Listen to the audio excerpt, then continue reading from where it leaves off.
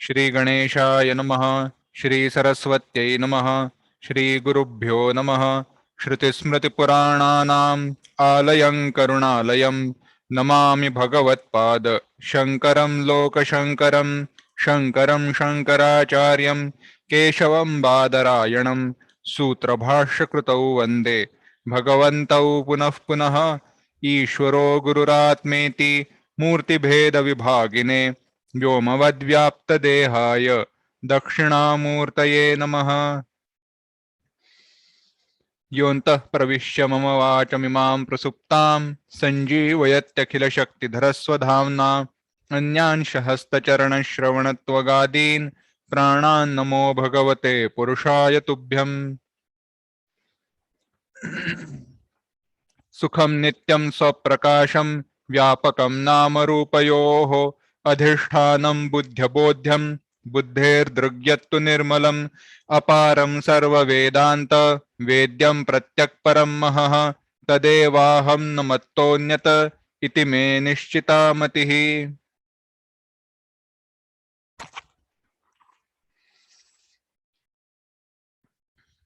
So we have started with the 5th chapter of Vichaara-Saagaram. We are continuing with this text, and in the last class we had seen and talked about Pramana Asambhavana. So it all started, and the question was raised, is it really possible for Brahmajnana to take place? How is it possible? Dvaita alone is Satya. Whatever that you say, the Shankara Mata or the Advaita that you talk about is not possible. How do you say so? Simple. Let me put in front of you a simple logic. What is it? Tell me. You talk about Brahman being Advaita, the only one and only truth. Yes. Ignorance is relatively real. Yes. How are you planning to destroy that ignorance? That ignorance is going to go away by listening to Mahavakya from a competent guru. But the thing is, Guru and Mahavakya uttered by him being different from Brahman is mithya. Yes. Then tell me, how is it possible that my ignorance will go away by something which is mithya? And if you say now that Guru Vedanta Vakya is real, then there will be two realities. Guru and the sentence uttered by him. And the other reality that which we already have accepted, that is Brahman. So it will be duality, Dvaita. And duality will be real. So either duality is real or Advaita is not possible. To which the answer was given, the doubt that you are pertaining to is related to pramana, doubt in means of knowledge. Again, slightly off the topic, slightly different from the subject at hand, but very important thing to understand is whenever a question or doubt is raised or arises, first we have to understand and categorize that doubt and know in which section or in which faction it belongs to. Let me just simplify with respect to whatever that we saw earlier. There was reference to Jaina Mata, Bauddha Mata, etc., as well as there was reference to Shad Darshana, which accept Veda. Here is the key to solving doubts which arise or when they are asked. First, you have to understand from what background the question has been asked or raised. If the questioner accepts Veda, he accepts Veda as means of knowledge, then you have to go according to Veda alone, whatever the statements that have been given in Veda alone. But if it does not accept that, then you have to go according to logic and establish the fact and the truth. There, the analysis and the idea is totally different. And there, if he accepts the earlier masters, say Rishi, Muni, etc., as reverential, what they say is true, then whatever that has been told by them, he has to accept and tell them whatever that has been told, that Advaita is real. Now, one category has been put aside. If there is someone who does not accept Veda, don't try to solve his doubt, because it's of no use. He is not really interested in knowing the truth. He just wants to ask question. Further, coming back to those who have accepted Veda,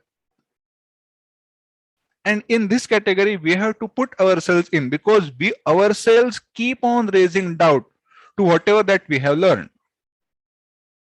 Here we have to understand any question that has risen in our mind, in which category or what type of question is it?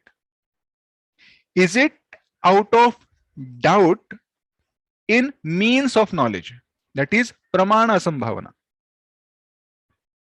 Do I really doubt whatever that has been told by that which I have accepted as means of knowledge? The first thing. The question raised by this student is of that kind. He raised the doubt on pramana itself. Is it really that pramana talks about Advaita, or is it that pramana talks about Dvaita? Then you have to go through that pramana again and again and determine and establish that no, it's not Dvaita, but non-duality alone has been repeatedly talked about, and the final culmination, the final teaching, the conclusion is Advaita alone. But the thing is, now I believe, okay, Advaita alone has been said, alone has been taught. But now I have doubt about that Brahman itself, which is Prameya Asambhavana. How is it possible for that Brahman to be Asanga, etc.? I have just simplified this whole thing. We have seen that earlier in first and the second chapter. There, when you have that Pramana Sambhavana, what you have to do is manana, reflect upon whatever that you have learned and understand, no, Brahman is Advaita. And the lingering doubts, they will go away by Nididhyasana. So based on the type of doubt or the question that arises, you have to deal with in those particular ways. Now, because the doubt was referring to pramana, different Shruti quotations were given to emphasize and to establish or to summarize that Advaita alone is truth. After going through this whole dialogue, author now gives us a story. दृष्टान्तत्वेन राजामात्य भर्चु कथा प्रस्तावः. Now, why is it that after you listening to Vedanta for so many times, so many years, or for so long duration, say, let's say, I still believe that Dvaita is real? This is a very beautiful point. Let me put this question in different words. If the final conclusion is that Advaita alone is real, whatever that I am experiencing right now is relatively real, is not real, how is it possible? And the next question is, when first Whoever was that first person, let's say, I'm just going logically, inquisitively, whoever the first person was there who came to this conclusion that the world that I'm experiencing right now is not real, how was it possible for him to accept that? It is in a way frightening, terrifying to say and to realize that whatever that I am experiencing right now is relatively real. And to accept the fact itself is a big challenge. Why? That itself is being answered in this story. A very beautiful story. In that story, author again touches upon Vairagya intensely. I'm not going to touch upon each and everything whatever that has been given in this text because it's just too lengthy and these are our day-to-day experiences. But let's see few important points. The story goes like this. Let's first read the statement here. He Somya, Dvaita Vachananusmaranam दृढ़तर प्राचीना द्वैतानुभव संस्कार जन्याम अति दृढ़ामपि अद्वैत स्मृति प्रतिबध्नाति तत्व साक्षात्कारं दूरीकरोति च इति उपपादयितुं कांचन कथा प्रस्तोमि इति virtue कथां गुरुः शिष्यं प्रति कथयति.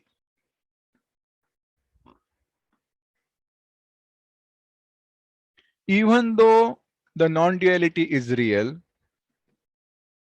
why do I repeatedly believe that duality, Dvaita, is real? For which, let me tell you a story. Once in a kingdom, there was a king. He had many ministers. One of them was named Bharchchhu, and he was the most favorite or the closest to the king. Anything that was required would be given to Bharchchhu. It was like almost the whole kingdom was run by him, that is Bharchchhu. And because of this, all other ministers were jealous of him. One day they decided, if Bharchchhu continues to be king's servant, we cannot achieve our own selfish desires. Because he is loyal to the king, he rules kingdom very well, he goes according to law, he does not allow us to fill our own pockets. Now what to do? Let's dispose him off. So they created a revolution on the borders of the kingdom.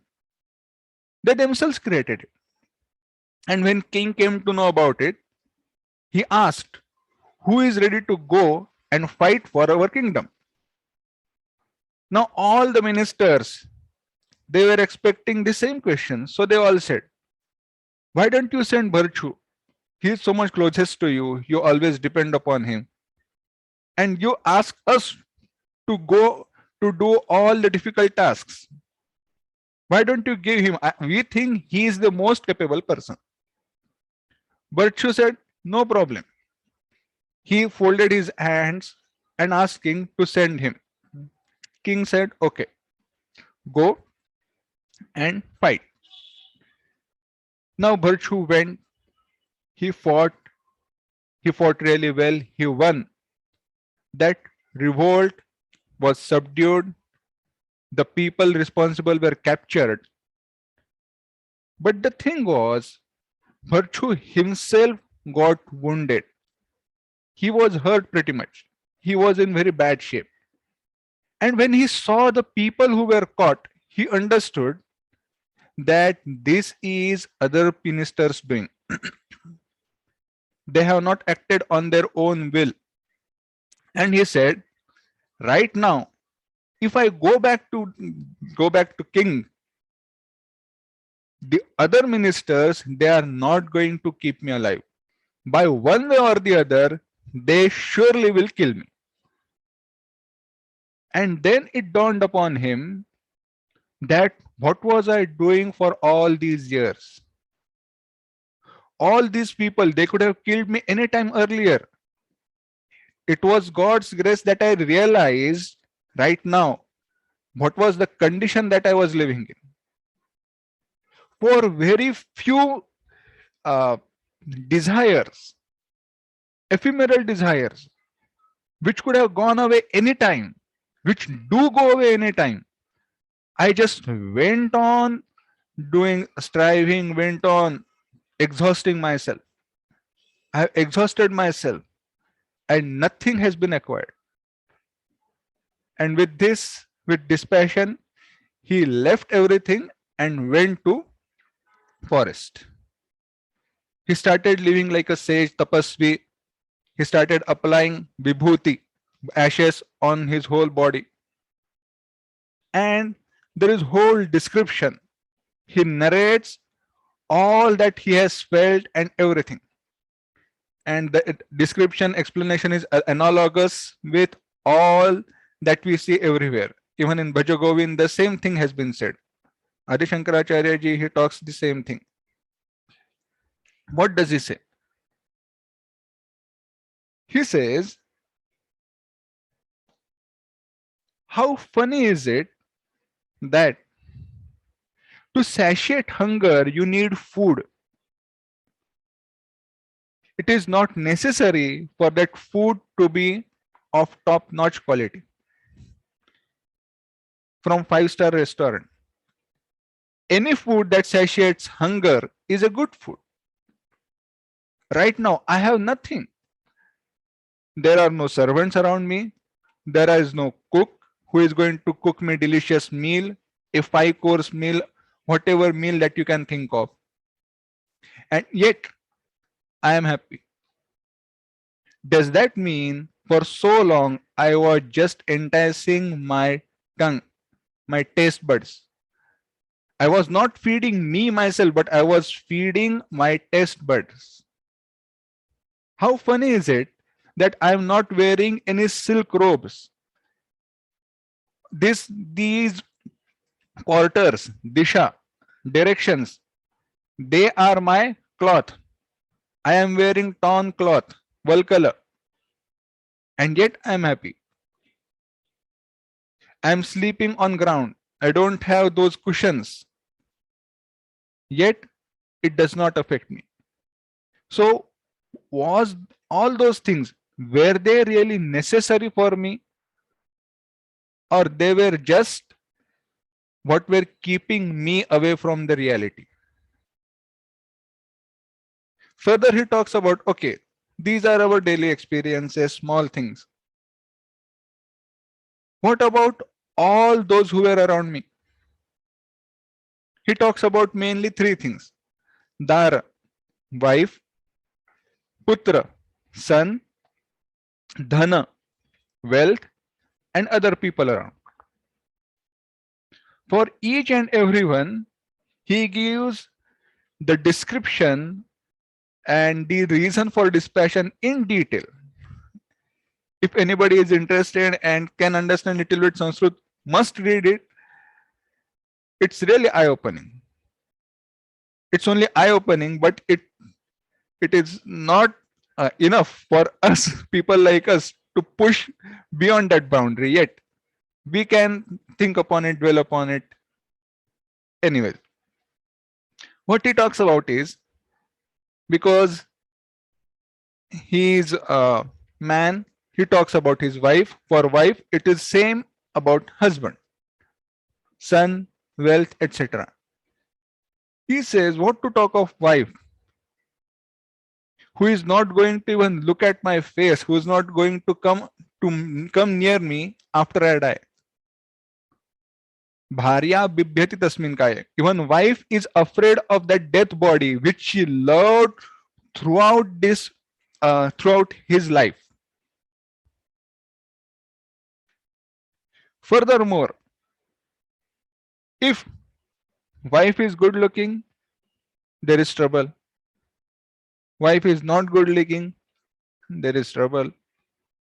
If she cooks well, there is sorrow. If she behaves well, there is sorrow. Why? Because he is always afraid. If she lives for someone else, what's going to happen? If I am not enough for her, if I can't keep her happy and she goes away, what will I do? And if she behaves rudely all the time with him, he's always sorrowful.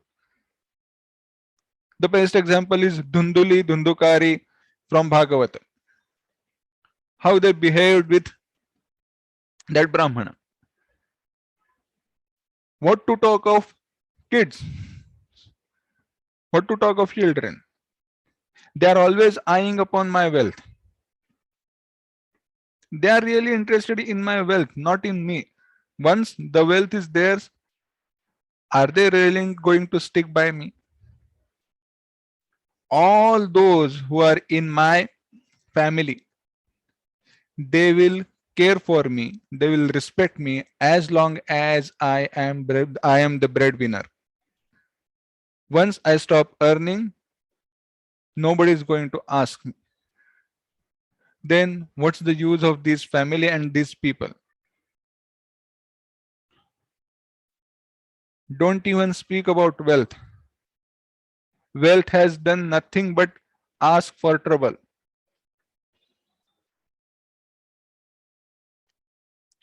What did wealth do? I earned it. I earned it for those people who don't even care for me. I earned it for myself, but I had no time to enjoy that wealth. And when I had time, I was incapable of enjoying that wealth. When it was stolen, I was sorrowful. While I was earning, I was sorrowful.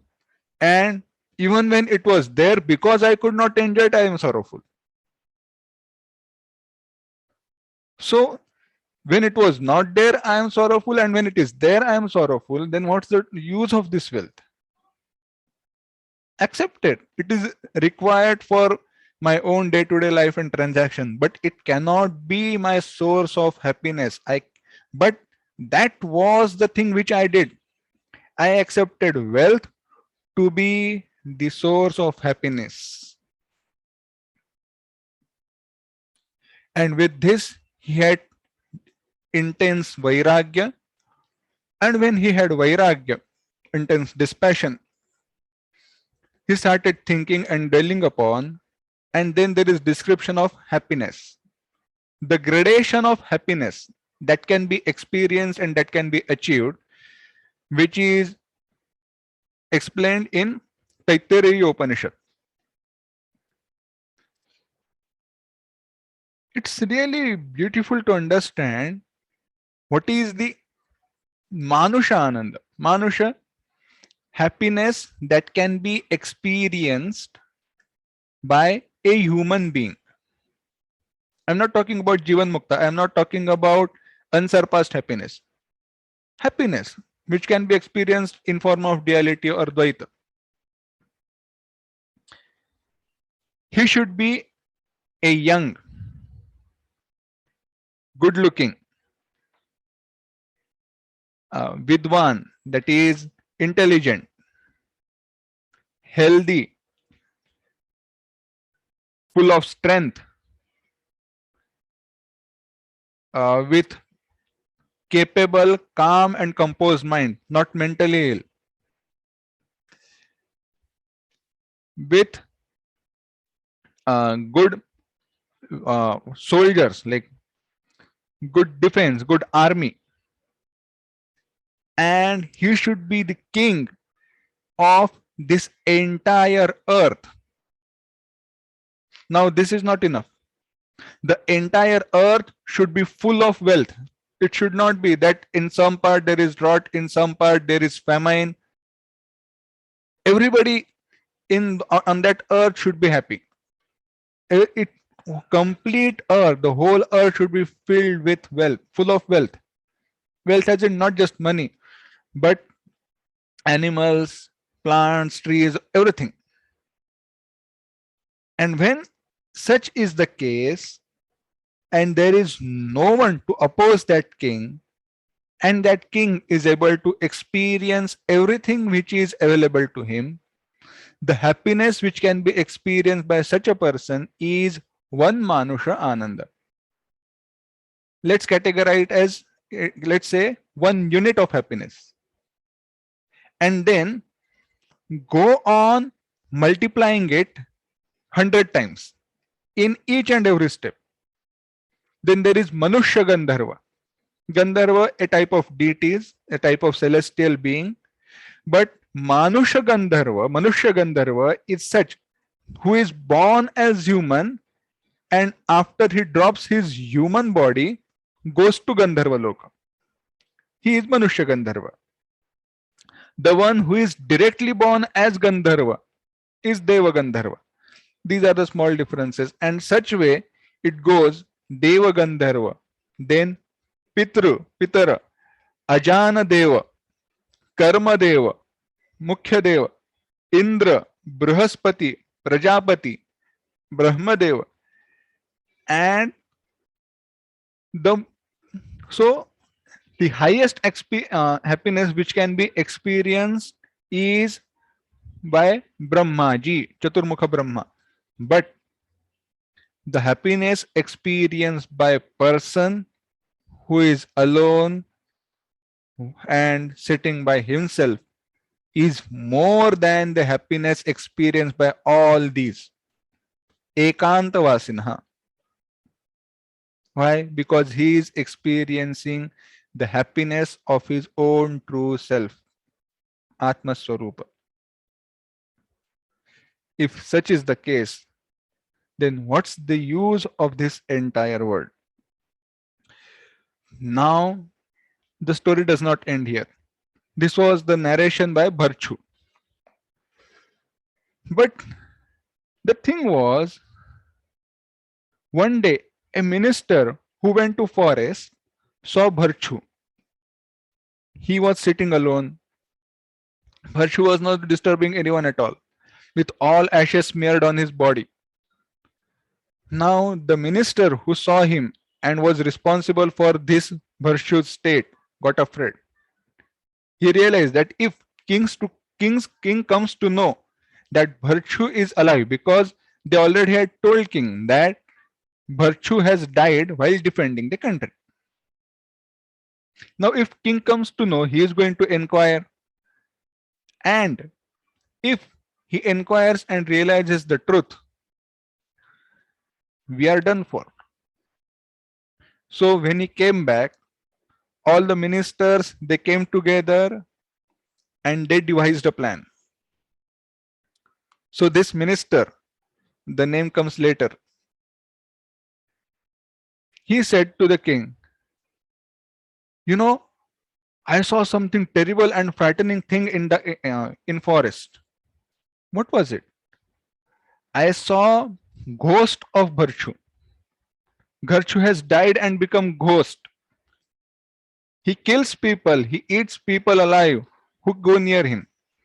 He roams around in forest, having smeared ashes all around his body. If you see him, don't go near him. He has become a ghost. Now king believed in that minister. Every day, one or the other minister used to go to him and used to tell king. And at some time, they used to say, I saw him in this area he was, in that area he was, that area of the forest, in this area of the forest, I saw him today, etc. The story continued. One day, king himself went for hunting in that forest.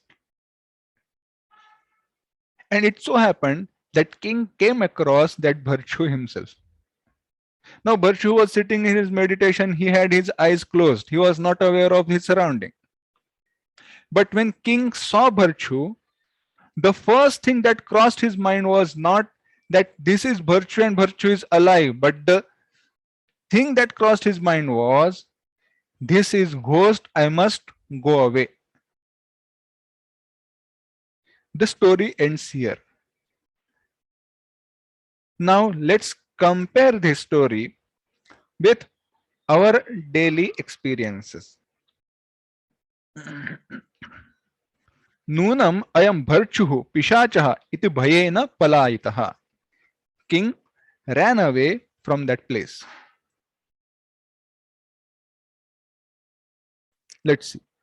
Bharchchhu drishtantasya prakrutena prayojanam. Now, this story may not have happy ending, but the story is not important. What we should learn from the story is important.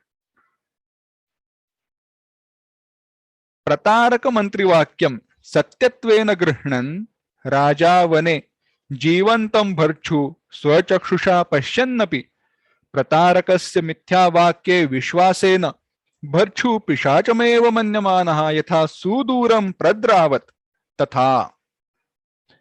Just as the king, believing in the words of minister named Prataraka that Bharchchhu has become ghost, seeing Bharchchhu who is real, a human being, yet believing in minister's word, thought that Bharchchhu is a ghost, real Bharchchhu is a ghost, and ran away.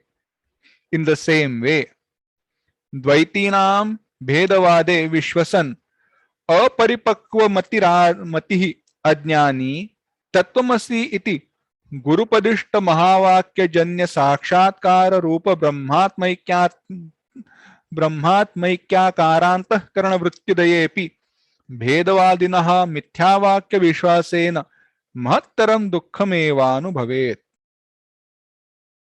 Same is the case with all of us. What happens is, even though we have heard Tattvamasi from Guru, from a Mahavakya, we have understood how to analyze Tattvamasi, what is the meaning of Tat, what is the meaning of Tam, what is that oneness, why the oneness is there, what should be given up, what should be kept. And even though after having analyzed that oneness, we have concluded that Advaita alone can be the truth. I am not going to say is the truth. Advaita alone can be the truth. We do not accept it. Why? Because we believe in all the other experiences. Here it is said, Dvaitinam Bhedavade. All those who believe in duality and talk about differences. I'm not just going to restrict that Dvaitinam. All those who talk of Dvaita, duality, pertaining to people, but all our experiences. If we look closely, each and every experience in this world emphasizes that duality is real. If we are not aware and if we are not careful, that's what has been said. Aparipakva matihi ajnani. Ajnani, ignorant. What kind of ignorant? Who is aparipakva mati? Who has not done viveka, who does not have vairagya. Aparipakva. Immature mind. Our intellect, our antahkarana, it has to mature. Then alone that influx of Dvaita, the idea of duality, can be kept at bay. And because we believe in all the pramanas, let me use this statement, understand and listen carefully. We have two different pramanas right now. One is Vedanta pramana, which talks about Advaita, and one, all our senses and everything else, which talks about Dvaita. But because we are largely in contact with the other, we have accepted them to be real. What is the stronger pramana? Of course, Vedanta. But because of our closeness with all our sense organs, because we believe in them, we have accepted duality. If we want to keep that influx, that knowledge, that duality is real, which keeps coming to us from our indriyas at bay, What we have to do is we have to have that vairagya. We have to keep them away and always go on analyzing all the experiences which come from them. Had king analyzed the words that were uttered by minister, he would have known the truth that whatever that has been told by minister is not real. Bharchchhu, he is real. He has not become ghost. But he did not do. Why? Believe. We don't give priority to right means of knowledge. That's it. न तस्य कदापि ब्रह्मात्मैक्य साक्षात्कारः भवेत्. To such a person, ब्रह्मात्मैक्य साक्षात्कार, he will never realize the oneness. भेदवादम असत्यतया गृह्णतः जिज्ञासोः एव महावाक्यात् ब्रह्मात्मैकत्व साक्षात्कारः भवेत्. And the one who takes for real that duality is mithya, who strongly has accepted that duality is mithya, how much ever the strong the experience be, how much lovable, how much dear that experience may be, it is mithya. And Mahavakya, oneness talked by Mahavakya is real. He alone will gain Brahma Sakshatkara. He alone will directly experience Brahman, his own true nature. Tasmat अवैदिकत्वात् भेदवादः मिथ्या न परमपुरुषार्थ साधकः इति निश्चित्य तत्र विश्वासः दूरीकर्तव्यः. Therefore, being not Vaidika, not talked by Vedas, the Dvaita should be discarded, thrown away. And with belief, like intellectually, it should not be just because somebody has said so. It should be your own confirmation. It should be your own understanding that Dvaita is not real. Okay.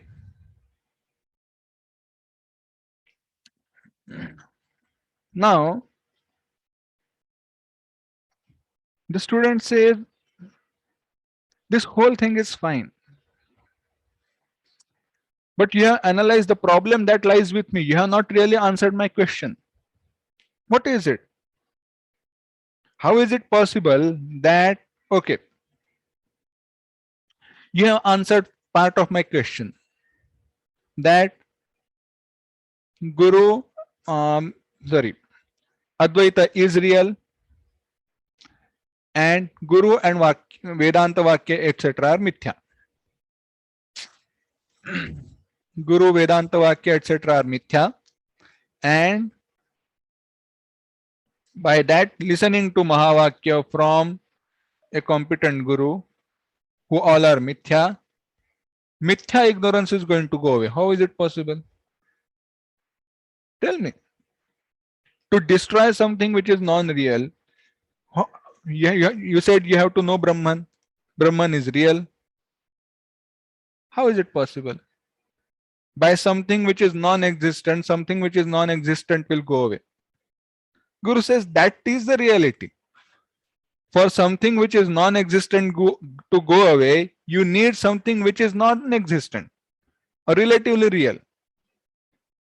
Student was confused more than what he was earlier.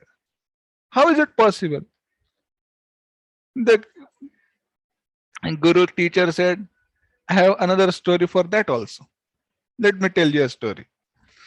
There was a king who was wealthy, who was as strong as Indra himself, the king of all deities. He was wealthy.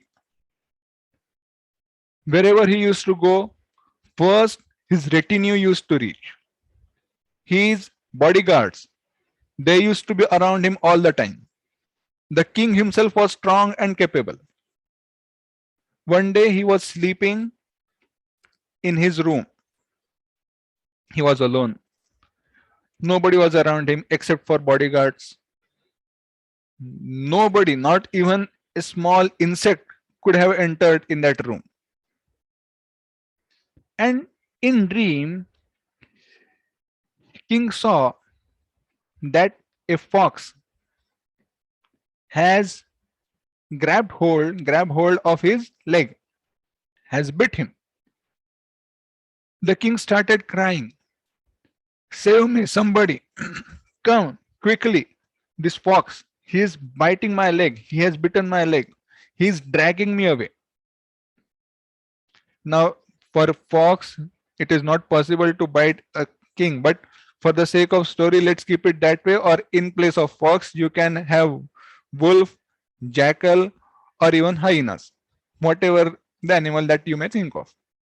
That is not important. The animal is not important. The teaching is important. Anyways, so what happened is when he started crying that somebody please save me, somebody come quickly. None of the real bodyguards who were around, they came running for him. Nobody saved him from that fox. Now the guards are real. The fox is relatively real. Mithya. Why? It's a dream. So in the end, what king did was, with the stick which he found, he beat that fox, he hit that fox, and the fox ran away. But the thing was, during all this struggle, the wound that was created by that fox was deep, and few teeth they got embedded inside that wound. Now king could barely walk. With the stick which he had found, he got up and went to a Vaidya, went to doctor. The doctor said, "I can help you, but you have to pay for all the medicines, everything that is required." King said, "Look at me. Do you think I'm carrying money right now?" He said, "No, you are a beggar. I don't treat beggars here. If you want, you can go to the place where they will treat you. I will not treat you right now." Now he was so sad that if I would have been wealthy, this person would have come to me. But now because I don't have wealth, he is not coming for. He is not ready even to look at my wound. He is not ready to treat me. Again, there is part where there is a talk of vairagya in this story. People talk about money, and it's not their fault. Everybody will act, or everybody will do something because they have something to gain. Everybody is selfish, no doubt about it. In one way or the other, something is of their use, because each and every person has purpose. Based on that purpose alone, people are ready to help or people are ready to act. Without any purpose, nobody is ready to help. Let's take our own example. Do we give donation because we get tax exemption, or do we give donation for the sake of donation? Even after giving donation, why do we give that donation? It's my duty. Not that, because it's not just my duty, it is the right thing to do. It had to be told that it is the right thing to do. There is some swartha, there is some selfishness, some selfish desire somewhere in our mind. We are not aware of it, but it is there. Maybe that may be a positive desire. Keeping that aside, he says, and he becomes sorrowful and he starts walking. He goes to forest. Who? The king. There, a parivrajaka, a sannyasi, he looks at the king. He takes pity on that king. He goes around in that forest, collects few leaves. He caters to king's wound. The wound starts healing. The king feels better because now the pain has gone away. All the teeth, they have been removed. And at that moment, king wakes up. King wakes up and looks around and sees himself lying on his bed.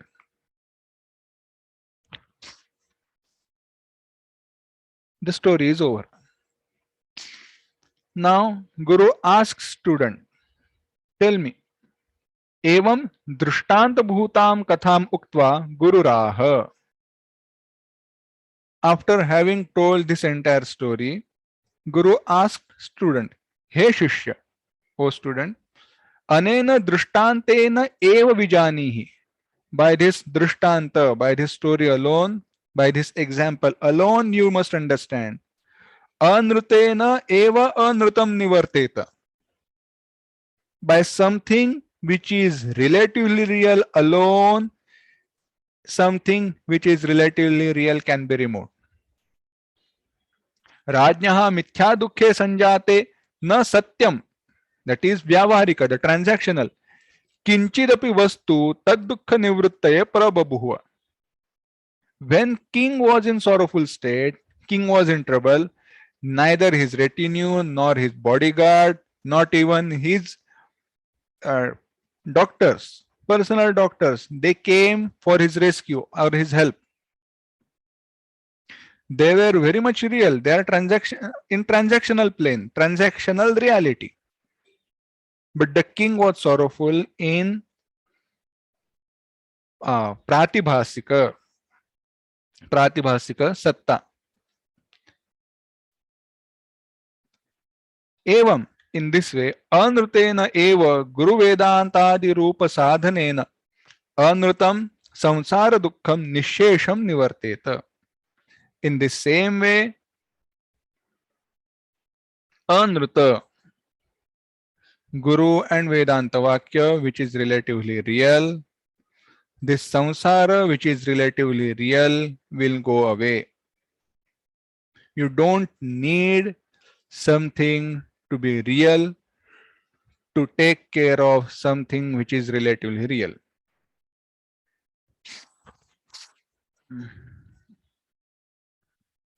दृष्टांत समन्वय पूर्वकम मिथ्या संसार दुःखस्य मिथ्या गुरु वेदांतादि साधनेन निवृत्त्युपपादनम. Now this whole thing is being analyzed. पूर्वोक्त दृष्टान्तस्यायम अभिप्रायः. This is the conclusion of this story, the king and the fox.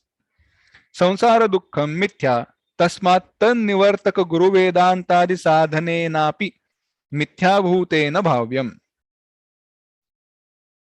मिथ्या वस्तु निरसने सत्य साधनापेक्षा नास्ति. सत्य साधनेन न मिथ्या वस्तु नश्यति. Like in story, the samsara dukkha is mithya, and that which is going to take care of that samsara dukkha, the Mahavakya heard from a competent guru, is also mithya. And even though it is mithya, it is going to take care, it is going to remove that ignorance which is relatively real.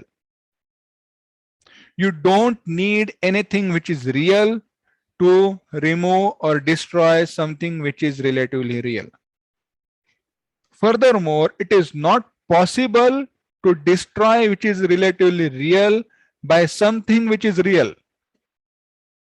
Just as in earlier example, पूर्वोक्त दृष्टान्ते राज्ञः शयनगृहं प्रविष्टः मिथ्यासृगालः न सत्यदौर्वारिकेन निवारितः राजसकाशे सत्सु अपि अनेकेषु सत्यायुधेषु तैः अनिवारितः मिथ्यासृगालः मिथ्यालगुडेनैव ताडितः पलायितः राजा मिथ्याव्रणमभूत् तद्व्रणं न सत्यवैद्येन चिकित्सितः किन्तु मिथ्या परिव्राजकेन राज्ञा मिथ्या दुःखं तत्कारणं मिथ्यासृगालञ्च दूरीकर्तुं न किंचिदपि सत्यसाधनम् उपयुक्तम् अभवत्. ईदृशः स्वप्नः सर्वसाधारण एव. Look at that king. When that fox entered, fox was not stopped by any of these bodyguards. to cater to king's wound. None of his personal uh, doctors came to his help. There were all the means possible. All the possible means were available at king's service, which could have, which who could have or which could have taken care of that fox and the wound, but none of them were useful to that king. And how did that fox run away? By hitting on his head with a stick which was not real. Who was he? By whom was he catered? By whom was he cared? Parivrajaka, a sannyasi who was not real. जाग्रत्कालीनोपकरणानि कदाचिदपि कस्यचिदपि न स्वप्ने उपयुज्यन्ते. And this is our experience. In dream, sometimes we have terrifying dreams, and none of our waking state tools or things are able to help us in that dream.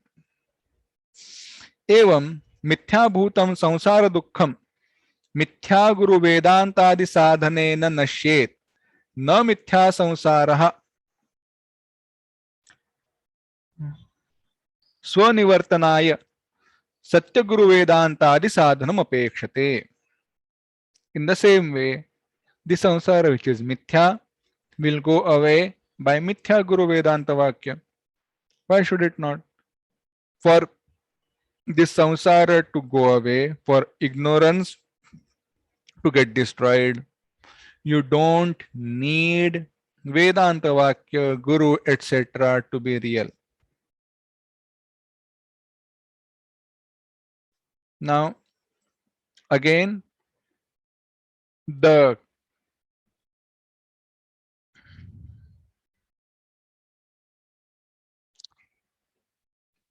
doubt here is going to be referred to again. The example which was raised by a student, that will be answered, but let me just give you the basic idea behind, because we have referred to that idea even earlier and during this story also.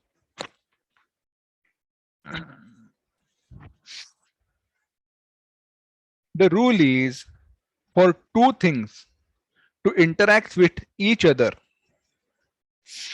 Sorry. The thing is, for two things to interact or to affect each other, they need to have same plane of reality.